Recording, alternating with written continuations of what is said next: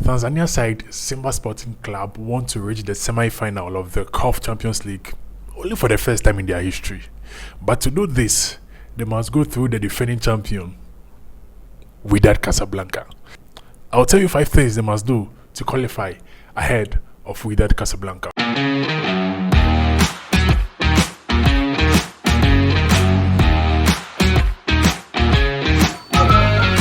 I don't know what I'm doing.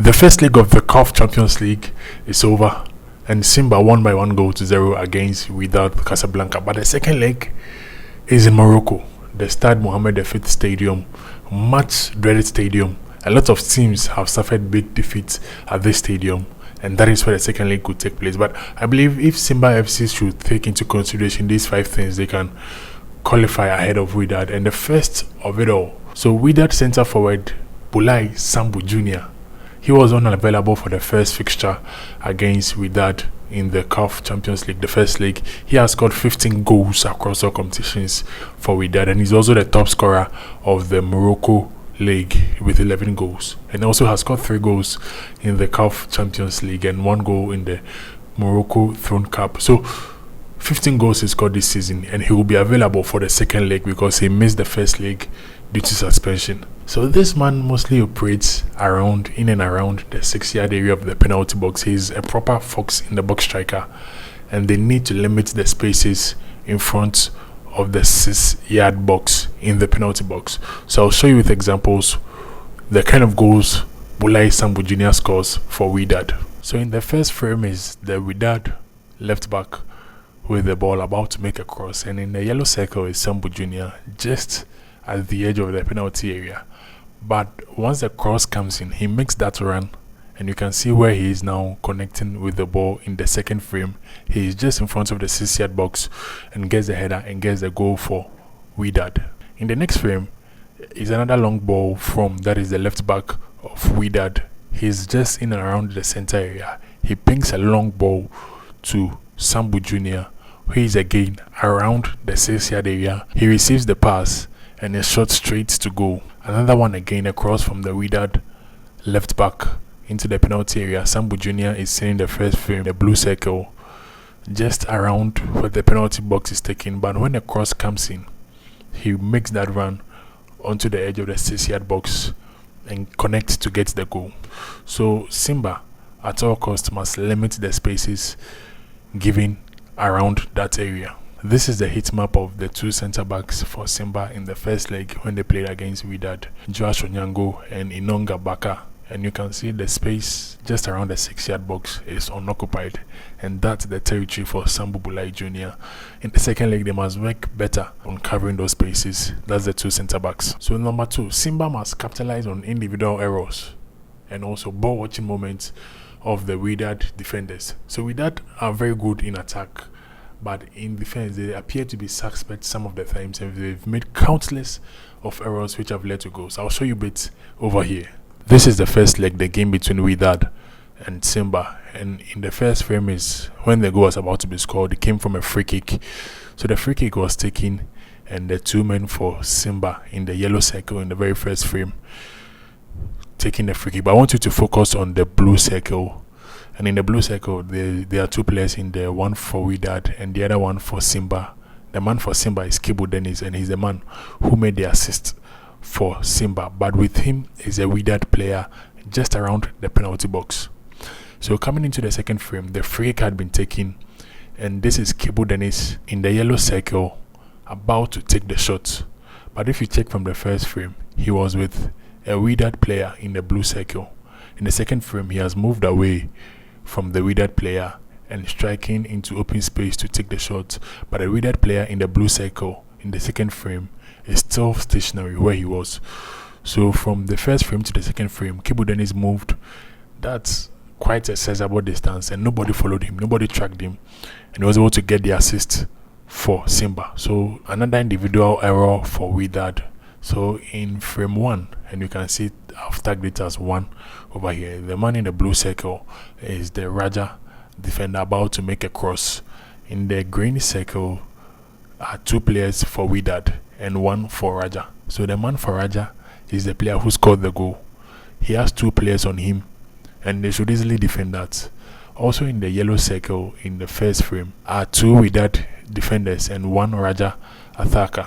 So when a cross comes in the second frame, the first Wydad defender, Amin Farhan, mistimes the header. He jumps and fails to get the header, and the Raja striker, who is Hamza Kaba, intelligently gets in front of, that's the second Wydad defender, Asin Zola, and gets the connection ahead of that Asin Zola. So he beats the 2 men to get that touch, and he lays it back for the Raja player in the green circle in the second frame, who in the first frame he had 2 players on him.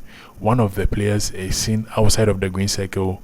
He left tracking him, and the second one failed to match up the run, and he comes all the way in the third frame to get the touch and scores for Raja.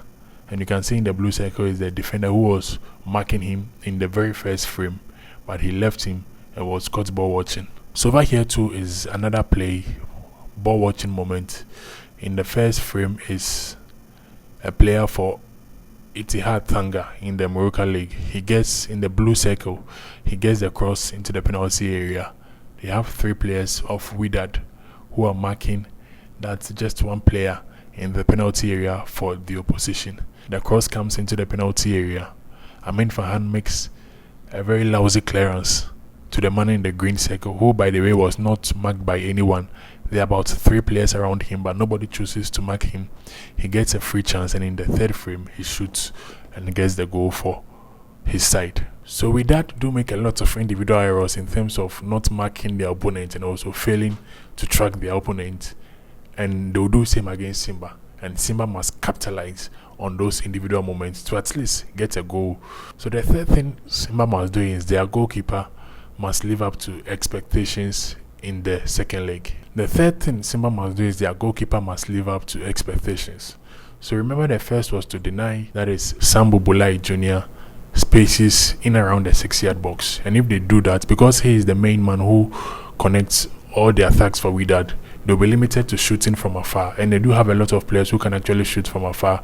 El Mutharaji is one man who is known for that very long takes. Also Daoudi they have, who has a very good foot to shoot from afar, and a lot of other players in the Wydad team. But when they do take shots from afar, that's when the goalkeeper for Simba must come in and make very crucial saves. He'll be very integral to the team as to whether they'll qualify or not if he is not able to make a mistake and give away a cheap goal. So if the goalkeeper, either being Aisha Manula, who couldn't keep in the first leg, or Juma, who kept in the first leg, any of them coming in, if the goalkeeper should be able to make good saves, he could essentially take Simba into the semi-final.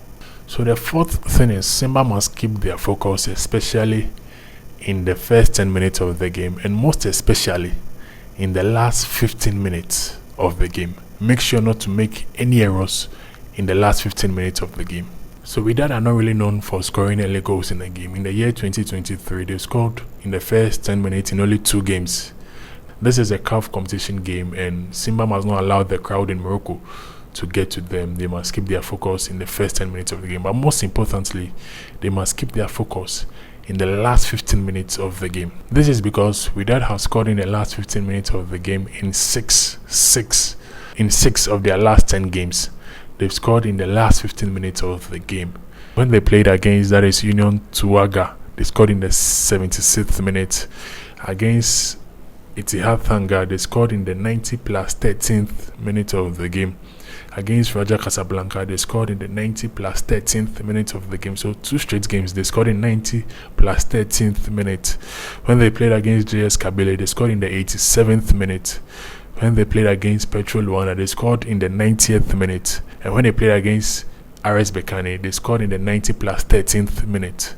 So in 3 games, they scored in 90 plus 13th minute, and in other games, they scored in the last 15 minutes of the game. So Simba must keep their focus throughout, especially in the last 15 minutes of the game. And that's the most important bit, because that's when they'll be very tired and they'll want to make mistakes. But if Wydad should score in those times, it should be through their own ingenuity. It shouldn't be from mistakes from Simba, because if you make mistakes in the last 15 minutes of the game, Wydad will punish you. And then number 5, when Simba gets their chances, they must score from them. And I believe they'll get their chances because Wydad do make individual errors in their play. But in the first leg, Simba had a lot of chances. They could have scored 2 or 3, but they scored just 1.